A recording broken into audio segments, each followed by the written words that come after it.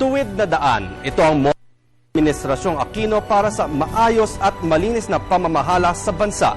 Malaki ang responsibilidad ng mga taong nakaupo sa gobyerno. Subalit bilang mamamayan, tayo man ay may tungkulin at pananagutan din sa ating bansa. Kabilang na dito ang pagtatanggol sa ating karapatan na maghalal ng mga tamang pinuno para pamahalaan ang ating komunidad at bayan. Lahat ng pinuno kailangan... Noong 2010 elections, ginamit na slogan ni Pangulong Noynoy Aquino ang katagang tuwid na daan bilang maiksi ngunit malinaw na metapora ng kanyang mga planong sugpuin ang lahat ng klase ng katiwalian para mas umunlad ang bansa. 3 taon matapos mahalal, naging matunog ang katagang bilang paalala ng mga mamamayan sa administrasyon ng pangako nito na gawing mula sa katiwalian ng pamahalaan para sa isang mas maunlad na bansa. Sa loob ng mahigit 2 dekada at 4 na iba't ibang administrasyong nagdaan, kinikilala ng buong mundo ang Pilipinas bilang isang developing country. Dala marahil ng matagal na panahon na naging mahina ang ekonomiya, ay mababa ang halaga ng pera ng bansa. Marami pa ring mga pamilya ang nabubuhay sa ilalim ng poverty line. Itinuturo ang korupsyon bilang isa sa mga pangunahing dahilan ng pagdami ng maralita sa bansa. Nagwagi si Pangulong Noynoy Aquino matapos niyang gamitin na slogan ang daang matuwid noong halalan 2010. Sinasalamin nito ang paniniwala ng mga Pilipino na dapat sugpuin ang korupsyon upang tuluyang mawala ang kahirapan. Ang tuwid na daan ay tanging paraan upang mawala ang kahirapan. Hanggang sa ngayon, pinanghahawakan ng nakararaming Pilipino ang pangako ng Pangulo na sugpuin ang korupsyon upang mas umunlad ang bansa. Sa kanyang natitirang 3 taon sa posisyon, aantabayanan ng buong bayan ng Pangulo kung ang tuwid na daan ay matagumpay bang natahak. Naway tuwid na daan din ang gawing basihan ng mga mananalo sa parating na halalan para sa kanilang plano na mas paunlarin ang bayan.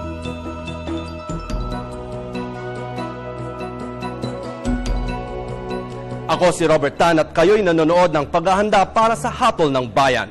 Sa loob ng 1 oras, pananaw sa kahulugan ng tuwid na daan at paano ito makakamit ang hatid na ngayong araw sa pangunguna ni Cathy San Gabriel at ating mga panauhin. Cathy? Yes, Robert, magandang araw po sa inyong lahat. Ako si Cathy San Gabriel. May makakasama tayong mga kinatawan mula sa iba't ibang sektor gaya ng Urban Poor at Vendors Association. Magbabalik po ang paghahanda para sa Hatol ng Bayan.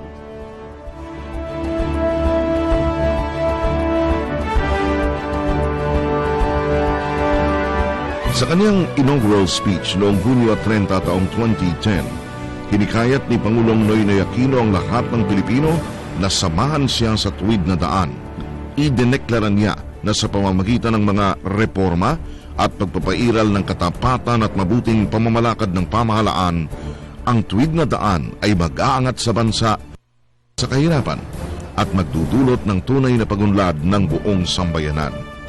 Ilan sa kanyang mga pangako sa mamamayan ay pagsupil sa korupsyon at lahat ng uri ng katiwalian sa pamahalaan, mataas na kalidad ng edukasyon, serbisyong pangkalusugan, marangal na trabaho at kabuhayan, tunay na kalinga sa mga magsasaka, tirahan sa ligtas na komunidad, pagpapaunlad ng infrastruktura sa transportasyon, turismo at pangangalakal.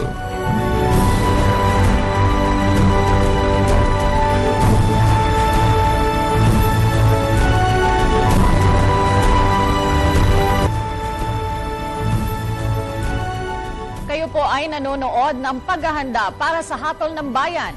Ako si Cathy San Gabriel. Ang programang ito ay hatid sa inyo ng Media ng Bayan na pinagsanib puwersa ng People's Television, IBC, PBS Radyo ng Bayan 738 kHz, Philippine Information Agency, Philippine News Agency, and in partnership with Manila Bulletin, Informatics Diliman, and Air 21. Mapapakinggan nyo rin kami sa PBS Radyo ng Bayan 738 kHz. Ngayong araw ay panauhin po natin sina Flor Santos, isang urban poor leader. Siya rin po ay second nominee ng Sanlakas Party List at miyembro ng Executive Committee ng Sanlakas Party.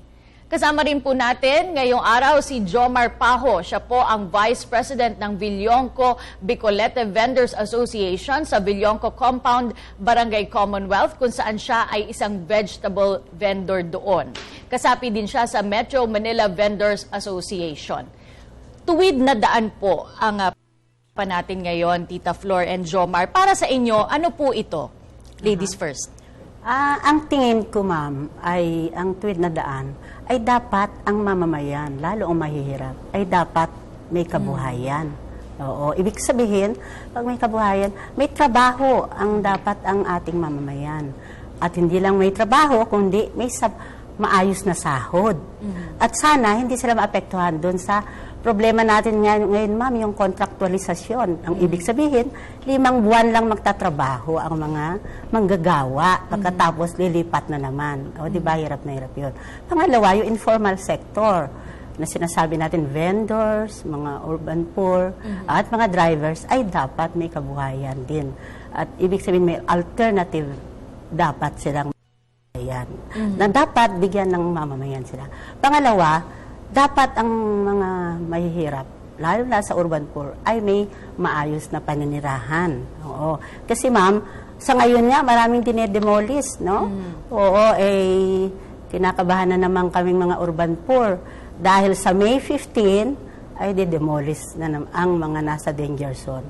Okay lang naman alis dun sa danger zone kasi ayaw din natin sila malunod, di ba? Pero, kung lilipatan din naman nila, ay hindi maayos. Sabi nga ng urban poor, aalisin nga kami doon, pero papunta kami sa dead zone. Bakit dead zone? Walang trabaho. Aanin mo naman ang magandang bahay kung wala naman ang tiyan. Kasi walang kabuhayan doon. Kaya kailangan makakabit yan. May kabuhayan at may maayos na pabahay ang ating gobyerno. Okay, so para kay Tita Flor, basic services, magandang pabahay, magandang sahod at pangkabuhayan para po sa mga informal sectors at sa mga mahihirap. Para sa inyo po, Jomar, bilang isang vendor, ano ang tuwid na daan para sa iyo? Yung sinasabi ng ating gobyerno na tuwid na daan para sa sektor po ng mga vendors, yung sinasabi nila na pinagyayabang ng ating gobyerno na umunlad ang ating ekonomiya, pero hindi naramdaman po sa side ng mga vendors, sa sektor ng mga vendors. Marami pa rin naghihirap, nasalansangan pa rin at hindi naayos ng gobyerno ang aming sektor. Tulad ng tinatag nila na mga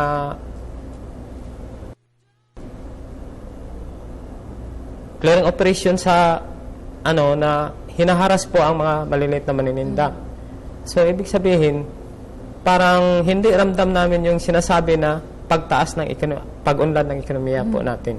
Sabi mo, Jomar, hindi nyo ramdam bilang mga vendors itong mga datos na inilalabas ng pamahalaan tungkol sa pagganda ng ekonomiya. Ano ba ngayon sa kasalukuyan ang estado ng mga vendors? O ikaw man, bilang isang vendor mismo, vegetable vendor, pwedeng pakikwento sa amin kung gaano kahirap ang iyong buhay sa araw-araw, magkano ang kinakailangan mong kitain, anong oras ka gumigising?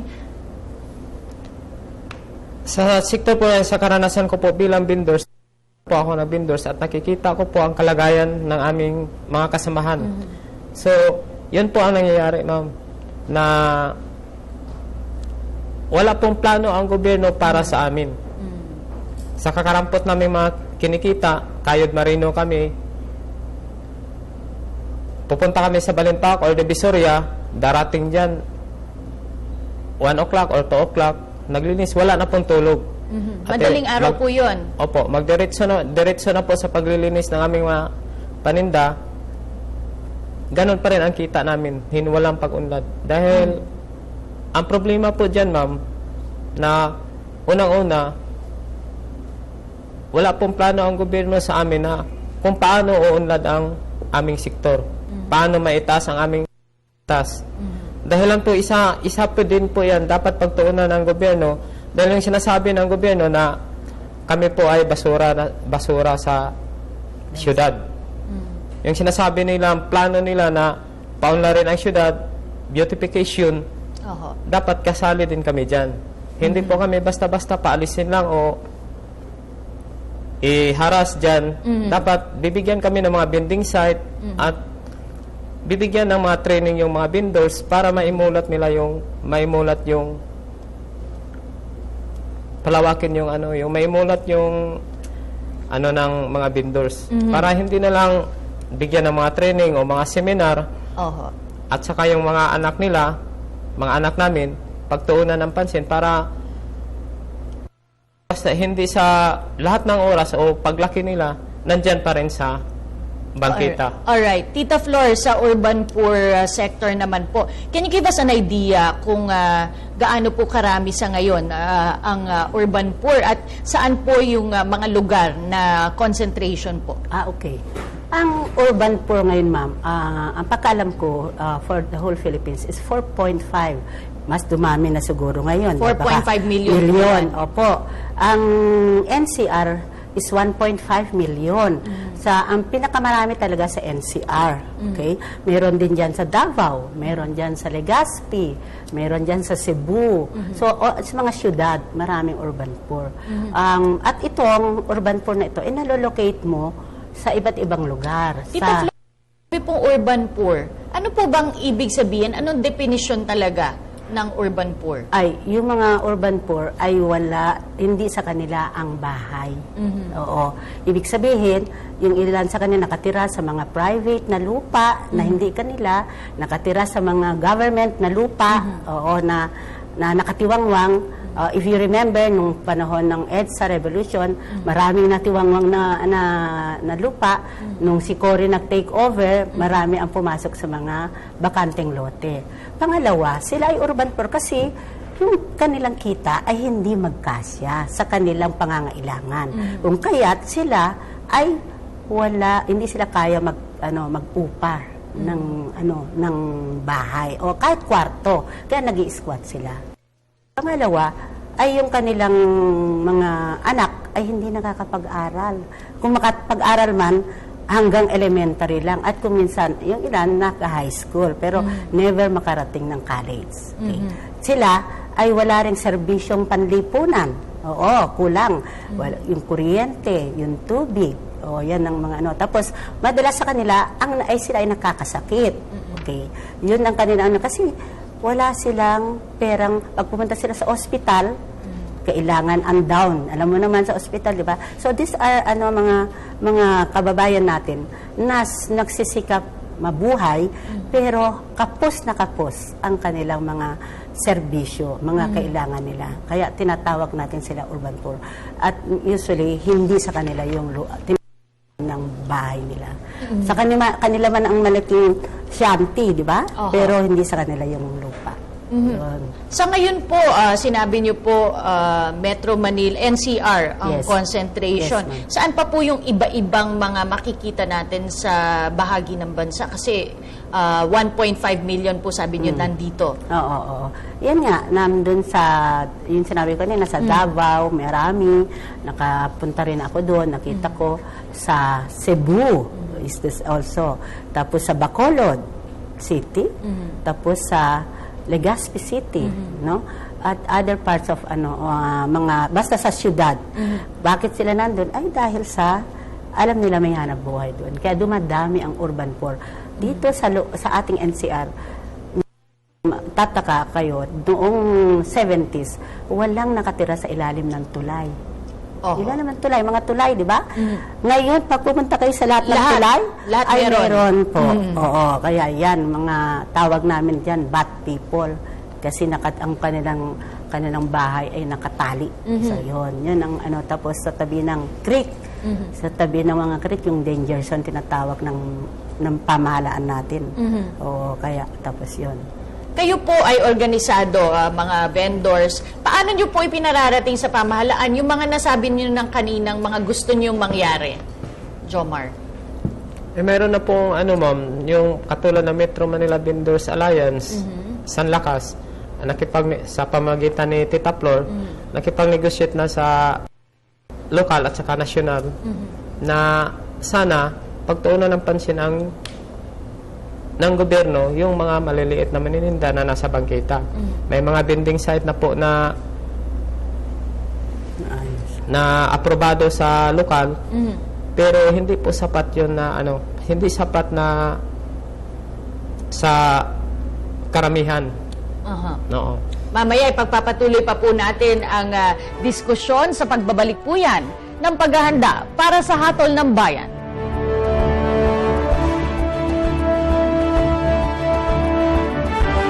Noong 2012, itinatayang may humigit kumulang na 5 milyon ng populasyon ng mga maralita sa mga maunlad na lungsod sa buong Pilipinas. Hindi pa ang mga nasa maliliit at di mauunlad na puok o lungsod.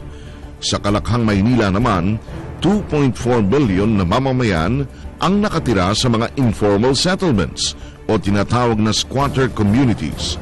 At ang 600,000 sa kanila ay nakatira sa estero, ilalim ng tulay, tumana at tabing ilog.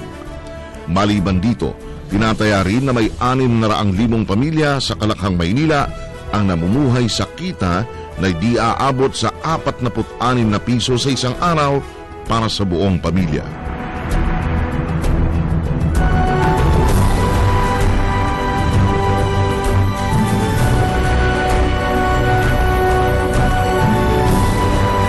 Nararamdaman niyo ba ang tuwid na daan? Hindi, kasi sa nararamdaman ko naman sa paghahanap buhay ko, talagang medyo maginhawa. Hindi lang hindi medyo, talagang tuloy-tuloy ang hanap buhay. Oo nga, Pantawid member, nakakatulong. Yung paghihirap ng buhay hanggang ngayon, meron pa rin kasi nakikita naman natin mga tao rito na naghihirap dahil sa kakulangan po ng trabaho. Di po ba?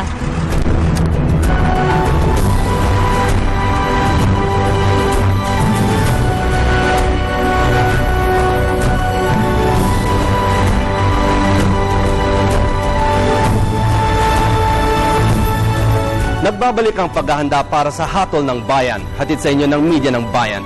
Kami ay napapakinggan nyo rin sa PBS Radyo ng Bayan 738 kHz. Sa unang bahagi ng panayam natin sa ating mga bisita, naniniwala ang ating mga bisita na totoong gumaganda nga ang ekonomiya ng bansa. Pero ayon mismo sa kanila, hindi nila ramdam ang pag-angat ng buhay at kabuhayan ng kanilang sektor. Ang tingin nila sa tuwid na daan ay paglilinis ng daan, ngunit silang maralita ay winawalis na parang basura.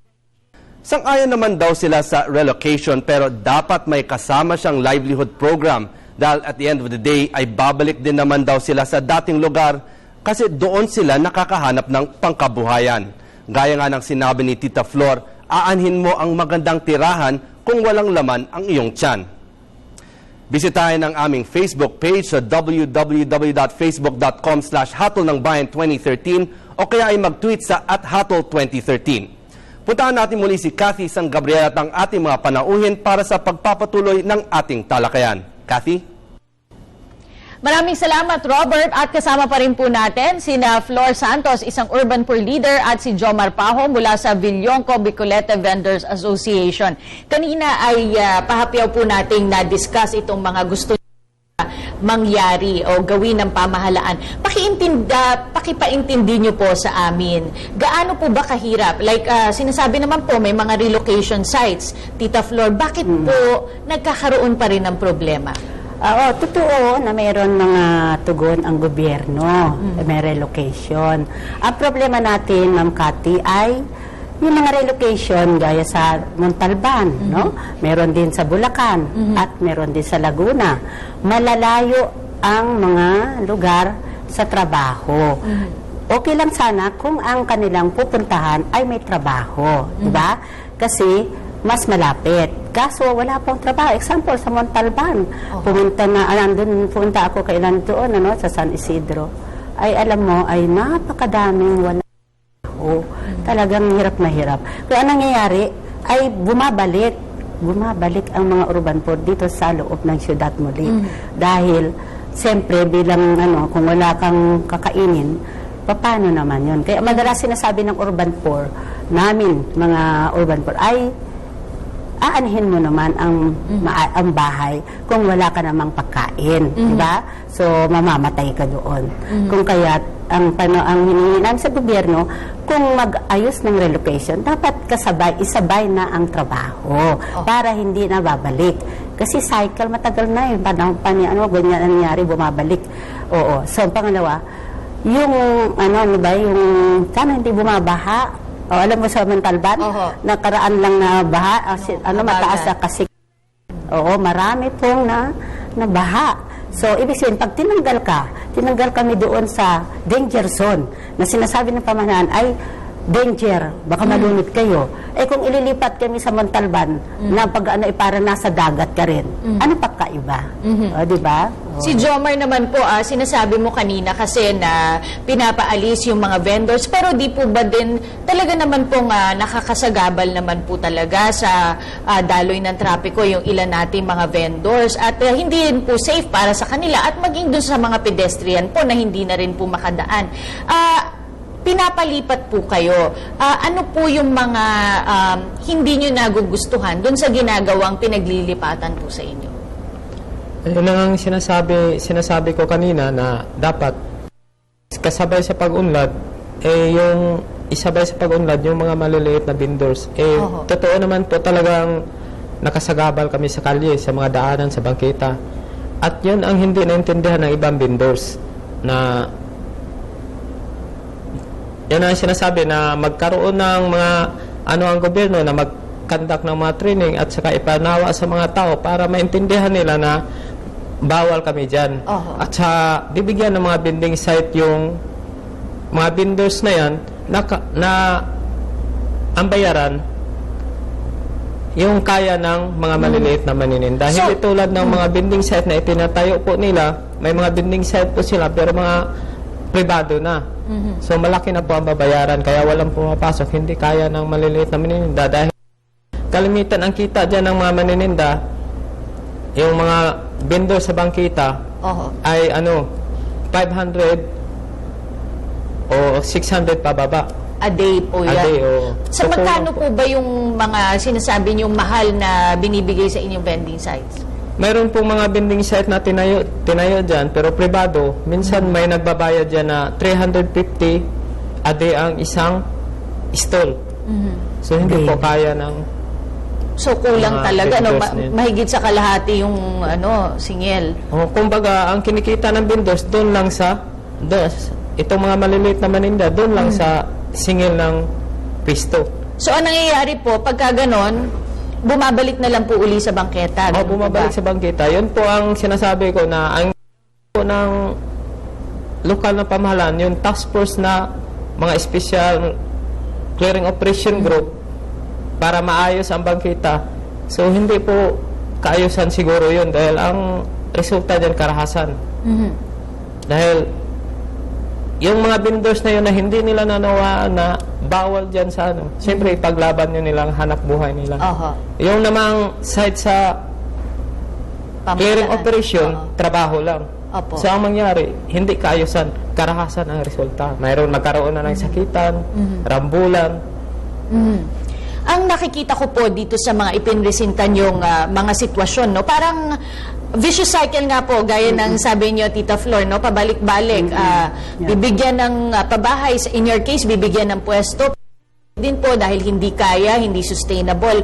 So, ano po para sa inyo ang nakikita niyong solusyon na gawin ng pamahalaan para hindi po maulit itong mga problemang ito, para yung mga vendors po masaya kung saan po sila naroroon, yung mga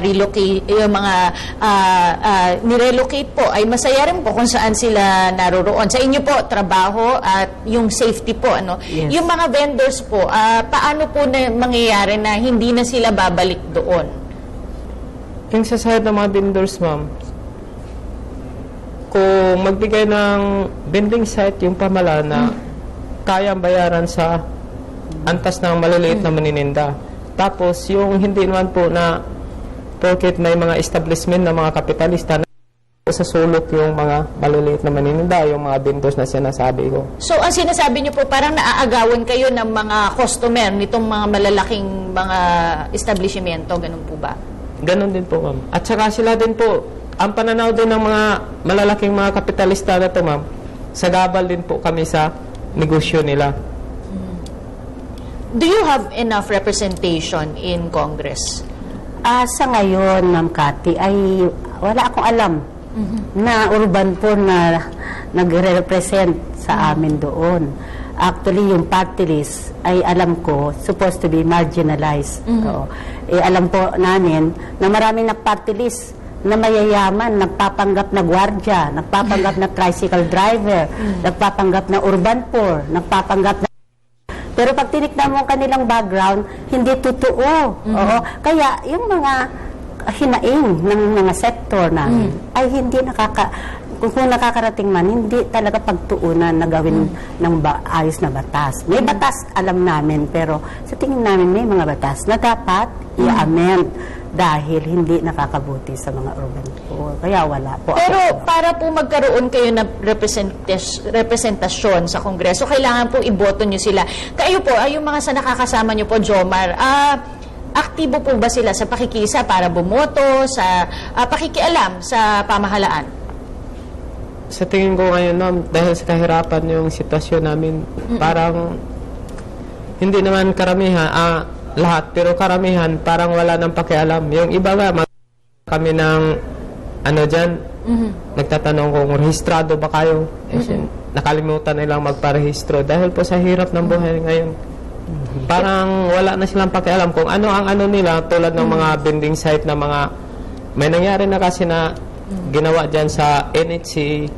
Mamaya, ipapakwento po natin yan sa inyo. Para po sa mga mahalagang punto ng bahagi ito, puntahan natin ang aking kasamang si Robert Tan. Robert? Maraming salamat, Cathy, at marami tayong dapat tandaan sa bahaging ito.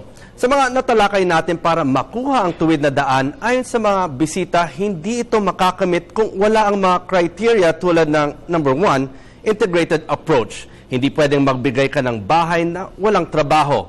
Number 2, participatory planning. Kasama daw sila sa planning at implementation. At number 3, representation sa gobyerno. Nawawala ang partisipasyon nila daw kasi walang enough representation, kaya ang nangyayari ay wala silang boses. At may nagpadala rin ng mga katanungan mula sa ating mga manonood. Ito'y mula kay Regine ng Bulacan. Kasali po ba kayo sa conditional cash transfer na ibinibigay ng gobyerno?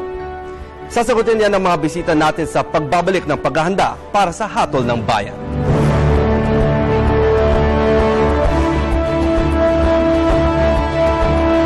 Isa sa mga programa ng pamahalaan upang maibsan ang kahirapan ng pinakamahihirap na mamamayan ay ang Pantawid Pamilyang Pilipino Program na isang conditional cash transfer program. Ito ay ang regular na pag-aabot ng mga pamilya sa kondisyong pag-aaralin ng kanilang mga anak, regular na pagbisita sa health center at iba pang aktibidad na sa kalaunan ay magpapaangat sa kalidad ng buhay at kabuhayan ng pamilya. Inaasahan ng pamahalaan na sa pamamagitan ng Pantawid Pamilyang Pilipino Program, mababawasan ang kahirapan at liliit ang di pagkakapantay-pantay ng buhay ng mga mamamayan, katulad ng pag-angat ng buhay ng mga mahihirap sa Timog Amerika kung saan ang mga ganitong programa ay inilunsad.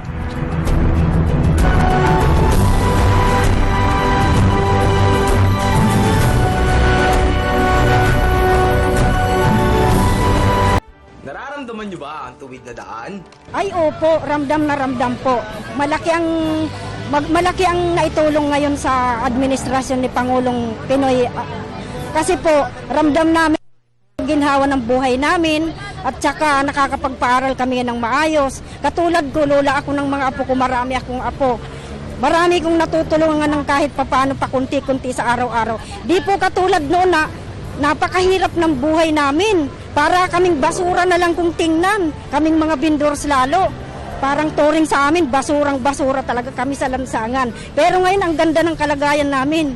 Talagang masayang-masaya po ako. Napakaganda ng buhay namin ngayon. O may pwesto po kami, malinis, maayos. Tsaka masaya kami dito. Maganda ang samahan namin.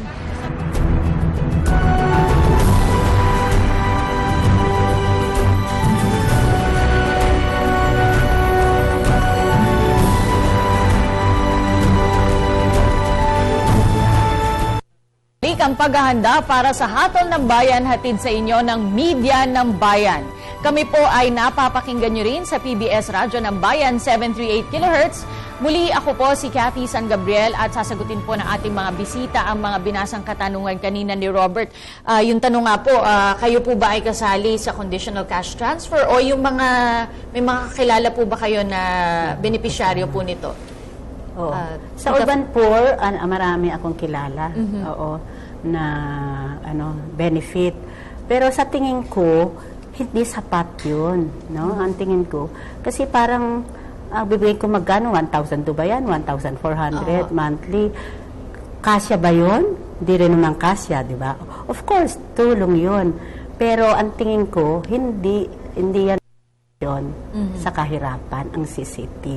Instead, bakit hindi tayo ng kabuhayan na sustainable na kabuhayan para hindi sila umasa parang hindi ako sang-ayon diyan sa parang dole out. Oo. Pagkatapos nun what? O, di ba ano mangyayari? So para po sa inyo, do not give them fish, teach them how to fish. Exactly. Yun po. Kayo, Jomar, benepisyaryo ka ba ng CCT? Hindi po ako beneficiary dyan, pero sa pananaw ko dyan, nakakatulong din konti. Pero tulad sa sinabi ni Tita Flor, dapat hindi yan dapat ang aasa na lang ang tao dyan. Dapat ang yung sa site namin, sa mga vendors, vending site, mga training na para umunlad yung kabuhayan ng mga maliliit na manininda. Jomar, kanina bago tayo nagkaroon ng commercial gap ay meron kang gusto ikwento yung sinabi mo sa NHA na nauwi sa karahasan itong pagpapaalis.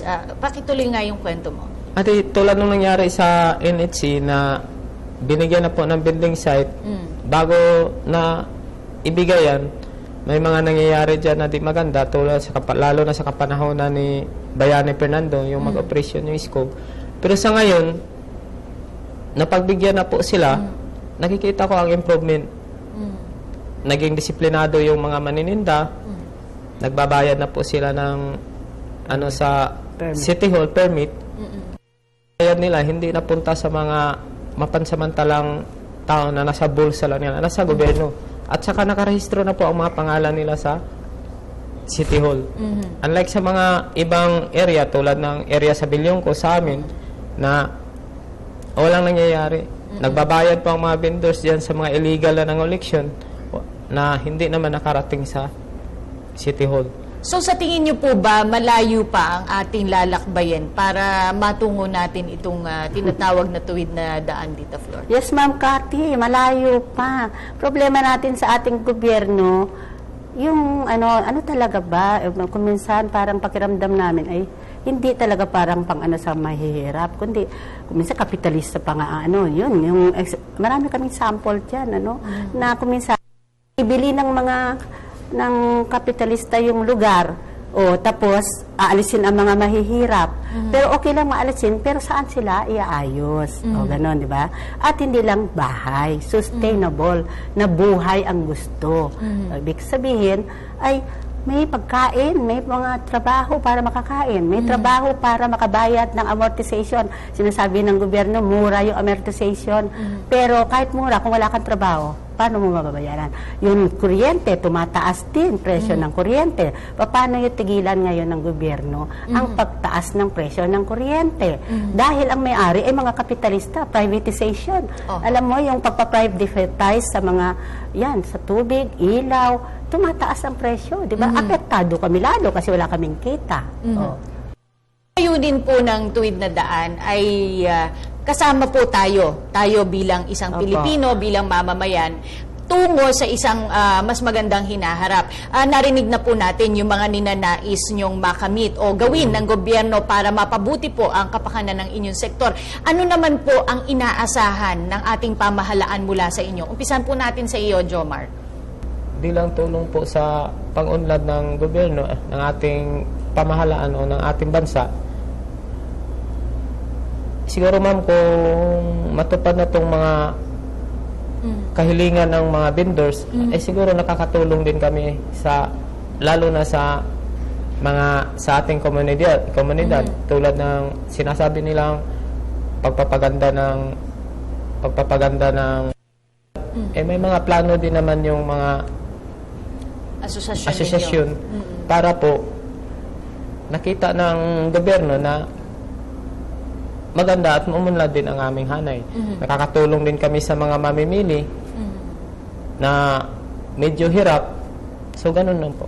Tita Flor, sa urban poor groups naman po, ano po naman ang aasahan nating lahat mula sa inyo? Ay, siyempre, kung meron namang serbisyo, programa ang pamahalaan, ay natural, kami mga mahihirap, ay siyempre, sumunod sa mga patakaran. Okay? At magkaroon ng disiplina. Oo. At alam ko, bilang Pilipino, gano'n naman ang Pinoy di ba? Masunurin kung alam niya na hindi siya inaap at hindi siya pinagsasamantalahan. Nagre-react lang naman ang mahihirap pagka porque kami ba'y walang pera, kami ipinagsasamantalahan at inaapi, talagang pipiglas yan. Hindi pwede, di ba? Ngayon, kung maayos naman, di magkaroon ng cooperation. Dahil tingin ko, kami, meron din dapat ambag. Dahil ang buong lipunan natin na marami ang mahirap, ay dapat talaga ang mahirap may partisipasyon sa kahit saan antas ng gobyerno. At dapat sila ay kasama sa pakikilahok, lahat magbantay. At alam mo, marami nangyayari dito. Kagaya ng sinasabi ni Presidente, walang koorap sa sana nga. Oo, sana nga. Oo. Pero totoo lang, ma'am, sa araw-araw, nandun ako sa komunidad, nandun ako sa bangketa. Kitang-kita sa dalawa kong mata at nararamdaman ko na hindi totoo pa yung nangyayari. Yan. Maraming nangungutong, maraming nagsasamantala sa mga tao na malait na ang kita. Which leads me to this next question. Oo. Ano po ang hinahanap ninyo sa isang public servant, sa isang kandidato na ihahalal ninyo ngayon darating na halalan? Mag-umpisa tayo sa iyo, Jomar. Ay yung mga kandidato na yung serbisyo talaga, yung kapakanan ng taong bayan, hindi lang sa mga malalaki mga kapitalista, kundi lalo na sa mga maliliit. Yung patas po ang serbisyo talaga na yung mga plataforma de gobyerno nila ay matutupad. Hindi puro pangako lang. Tita Flor? Ako rin, tingin ko, kung ikaw ay mag-aspire ng isang pwesto sa gobyerno, ang una mong iserbisyo, hindi para lumobo ang iyong bulsa, o di ba? Kailangan natin ang ating mga lahat na namumuno, mula sa itaas hanggang sa ibaba, hanggang barangay, ang oryentasyon dapat. At nasa puso ang pagseserbisyo sa mamayan, higit sa lahat, sa mahihirap kababayan. Dahil yan ang nangangailangan. So, yun po ang kailangan natin. Kaya, yun, sa mga kumisa, marami talagang mga nag-aaspire na mga pwesto. Nakakalungkot sa ating bayan, Kati, kasi pagka may pera ka, ikaw ang nananalo. Pag mahirap ka, wala na. Kaya pati sa di ba, nagmimili ng boto. Talo na agad kami. Kahit gusto namin maging kabahagi ng pamamahala na ating gobyerno. Pero nabibigyan ba ng pagkakataon ang kaming mga mahihirap? Hindi, kasi wala kaming pera, hindi kami makakabili. Kaya tuloy ang mga mahihirap pinagsasamantalahan sa panahon ng eleksyon. Alright. Yun, binibigyan sila ng 500, 200. So, mayroon pang kailangan educate ang mga mahirap na hindi pwede ng ating mga ikot na lang ng ikot sa pera. Alright. Serbisyo dapat ang kailangan natin. Tita Flor, Jomar, maraming salamat po sa inyo sa ibinahagi ninyong oras sa amin. Ang mga ibinahagi ninyo pong programa ay malaking tulong sa pamamahagi ng impormasyon sa ating po kapwa mamamayang Pilipino. Magbabalik po ang paghahanda para sa Hatol ng Bayan.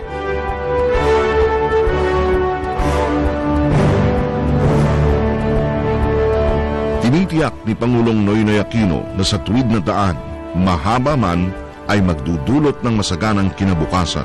Sa bisa ng Executive Order No. 43, itinatak ng pamahalaan niya sa Philippine Development Plan para sa taong 2011 hanggang 2016 ang mga batayang larangan ng pagsasakatuparan ng makabuluhang pagbabago.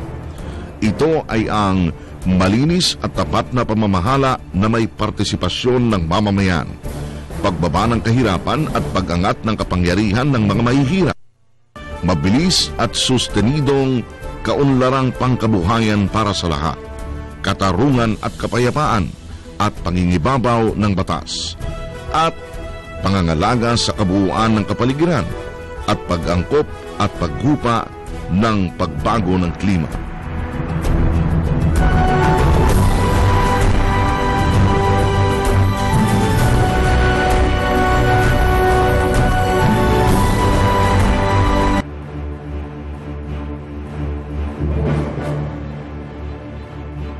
Ang Makati nang galing na mismo sa ating mga bisita mula sa Urban Poor Group at vendors na marami talaga silang hinaing at marami pang daw kailangan gawin. Makasama sila dito sa patuloy na pag-unlad ng ating ekonomiya dahil sabi nga nila, parang hindi nila nararamdaman ang sinasabing pag-unlad. Kaya yun nga ang kanilang hamon sa mga politikong tumatakbo ngayong halalan, ang pakinggan ang kanilang boses, ngunit hindi lang yon, makinig at umaksyon. Oo, marami kasing sinasabi sila na parang may mga programa pero parang walang integration at yung nalaman nga natin kanina mula kay Jomar, may mga relocation places pero mahal daw ang renta. Kaya gusto man nila na hindi nila kaya ang pagbayad niya kasi kakapiranggot lang ang kinikita nila sa araw-araw. Itong mga concerns na ito, Robert, talagang mahalaga ating lahat, hindi lamang sa mga politiko, ngunit sa bawat mamamayan na marinig ang kanilang mga maliliit na tinig dahil ang urban poor, ang mga mahihirap, sila po ang bumubuo ng karamihan ng mayorya sa ating mga mamamayan at yun nga yung essence ng demokrasya, ang marinig ang bawat tinig at ang partisipasyon ng bawat sektor tungo sa isang mas maunlad na pamayanan. I guess this should serve as a lesson also sa mga lahat ng boboto na makialam talaga. Huwag yung baliwalain na election to, wala tayong... but in the end kasi sisisihin mo na eto na may naluklok. Bumoto ka, gawin mo yung part mo for the country and for everybody else.